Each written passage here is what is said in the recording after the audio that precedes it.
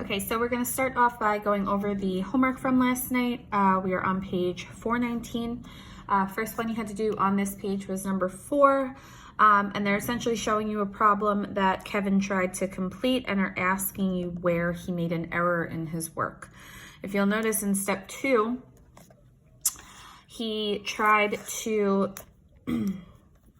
complete the square. Okay, so he did his 4 divided by 2 is 2 and 2 squared is 4. So he added 4 to the left-hand side, but then he subtracted 4 from the right-hand side. Whatever you do to one side, you have to do to the other side. So since he's adding 4 on one side and subtracting 4 on the other side, that's where his error is.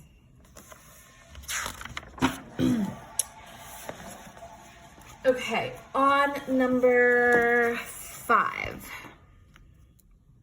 So what they're saying on number 5 is that you're given a chord of the circle AB and that the midpoint of AB is 2 units away from the center of the circle. So that means that the midpoint would be here at 3, -2. And you can find that just by counting the distances here, okay? And so that means that the center is either at this point here, 1, -2, or this point here, 5, -2, okay? So what you can do is find the distance between the 2 potential centers of the circle. So here, find the distance between 1, -2 and point A or point B, doesn't matter. And find the distance between 5, -2 and point A, again, or point B, does not matter, okay? But if I'm using the point 1, -2 and point A and I find the distance, I get that I should have a distance of radical 29, which I know if I'm squaring that to get the equation of a circle would make the square root go away. So that would mean that if I plug 1, -2 into the equation of a circle, I get x minus 1 squared plus y plus 2 squared, and then is equal to 29, okay? Number 6 is saying, what are the coordinates of the center and the length of the radius of the circle represented by this equation?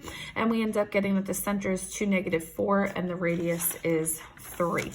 So the first thing, I'll try this, there we go. So the first thing that we want to do is subtract the 11 to both sides. Remember, I want my constants on one side of the equation. And right from the get-go, I leave my blanks on both sides because I know I'm going to have to complete my square. -4 divided by 2 squared is 4, so I add a 4 on both sides. And then 8 divided by 2 squared is 16, so I add a 16 on both sides. I can factor my first trinomial into x minus 2 squared, factor my second trinomial into x plus 4 squared. -11 plus 4 plus 16 gives me 9, so that means that my center is 2, -4, and my radius is 3. On number 7, they're saying we're given this equation of a circle. What are the coordinates of the center and the radius of the circle? So we get that the center is 0, 3, and that the radius is 2 radical 2. And what happens here is that I don't have any other x terms here. I just have x terms and y terms and a constant. So that means I'm only going to be able to complete the square once, okay?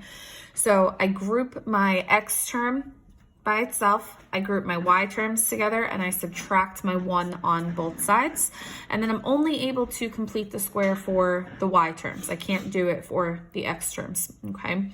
So -6 divided by 2 squared is going to give me 9, so I'm going to add 9 on both sides. So I get x squared plus y minus 3 squared is equal to 8. That means my center is 0, 3, and that means my radius is the square root of 8, which I can simplify to 2 radical 2. Number 8, they're saying that we have a circle whose center is the origin and it passes through the point -5, 12. If you remember from classwork, we had this almost the same problem in the sense that we found the distance between the center, which was 0, 0, and the point, which was -5, 12. And during the classwork, we'd found that the distance between those two was a distance of 13. So essentially the idea is I'm looking for which other one of these coordinates will have the same distance away from the center as the point -5, 12. So I'm essentially looking to see what's going to give me the same radius. So if my center is 0, 0, and the point that we're choosing is 11, 2 radical 12, I find the distance between those two. So I'd have 11 minus 0 squared plus 2 radical 12 minus 0 squared, which means I'm going to have 11 squared plus 2 radical 12 squared. 11 squared is 121. 2 radical 12 is going to simplify to 48. And then 121 plus 48 is going to give us the square root of 169, and we get 13, which is the distance that we were looking for. Okay, and you can plug 2 radical 2 squared right into your calculator. So open your parentheses, 2 radical 12. You have to close your parentheses twice and then square that, and you can see that that comes out to be 48. Okay.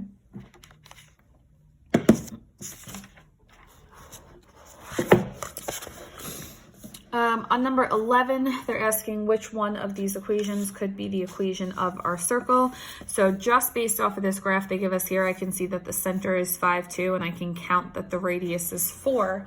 So what I'm able to do from there is say, all right, well, if I know my center is 5, 2, and my radius is 4, I can plug that information into the general form of a circle, and I can kind of just solve it and work my way backwards. So if I have x minus 5 squared plus y minus 2 squared equals 4 squared, all I did was I substituted these values into my general form. X minus 5 squared we know is really x minus 5 times x minus 5. Y minus 2 squared is really y minus 2 times y minus 2. 4 squared is 16. When I FOIL here, I get x squared minus 10x plus 25, and here I get y squared minus 4x plus 4. And then what I can do is I can subtract 25 and subtract 24 on both sides. So I end up with x squared minus 10x plus y squared minus 4y is equal to negative 13. Number 12 says we have this equation of a circle. What statement best describes circle O? So if I were to complete the square, group all my terms together, complete the square on both sides, we get x plus 2 squared plus y minus 4 squared is equal to 4. So that means my center is negative 2, 4, and my radius is 2. And if I were to sketch what that would look like, if my center is negative 2, 4, and my radius is 2, that means that my circle is going to be tangent to my y-axis, which is choice 4.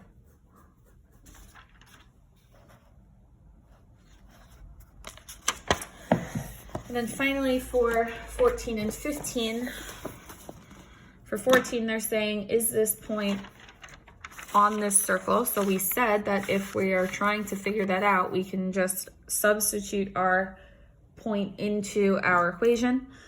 So we know that if the center is 1, negative 2, I can start off by saying x minus 1 squared plus y plus 2 squared is equal to 4 squared. They told us the radius is 4. But now I want to know, is the point 3.4, 1.2 on the circle? So I can say that 3.4 is my x and 1.2 is my y. So I have 3.4 minus 1 squared plus 1.2 plus 2 squared is equal to 16. Simplify that a little further. I get 5.76 plus 10.24, and then I actually get that 16 is equal to 16. And since that's true, it means that the point would lie on the circle. And then finally for 15, they're saying just determine the coordinates of the center and the length of the radius. So I want to group all my x's and y's together. In this case, I need to add 8y to both sides. Okay, so I have x squared minus 6x. I end up getting plus 9 when I complete my square. Then plus y squared plus 8y plus 16 when I complete my square. When I add these two values to the left, I also have to add them to the right. Factor to get x minus 3 squared plus y plus 4 squared is equal to 81, which means that my center is negative 3, 4, and my radius is 9. Okay, so if you have any questions on any of those homework questions, please feel free to send me an email.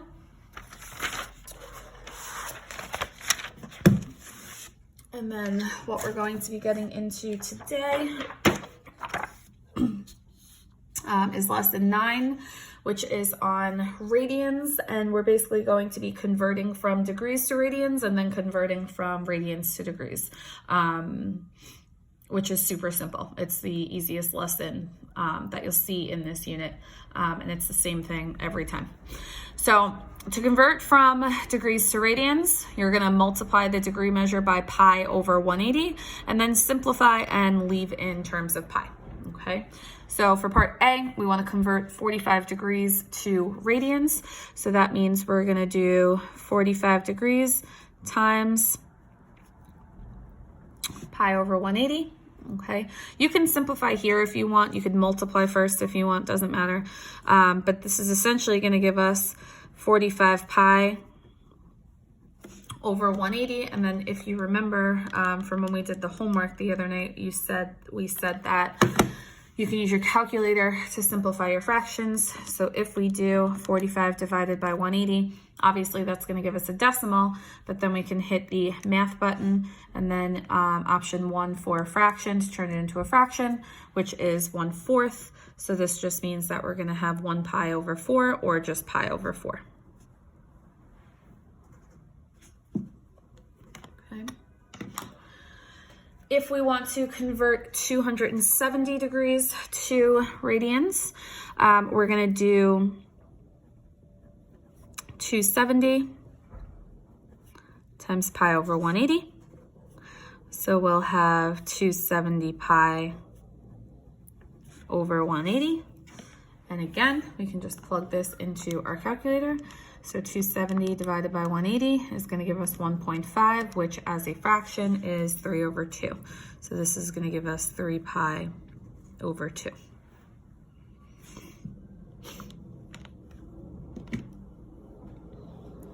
Okay, you guys can do C on your own. And then to convert from radians to degrees, instead of multiplying by pi over 180, you're going to multiply by 180 over pi. So the reciprocal of that fraction. And then same thing, we're going to simplify and leave, that should not say leave in terms of pi because your pi's are going to cancel. So I'm going to cross that out. You're just going to simplify. Okay. So when we have pi over 6 times 180 over pi, what you'll notice is that your pi's will cancel out. And then what we're really left with is 180 divided by 6, which is 30 degrees. 5 pi over 4, multiply by 180 over pi. Your pi's are going to cancel. So 5 times 180 is going to give us 900 over 4, which is going to give us 225 degrees.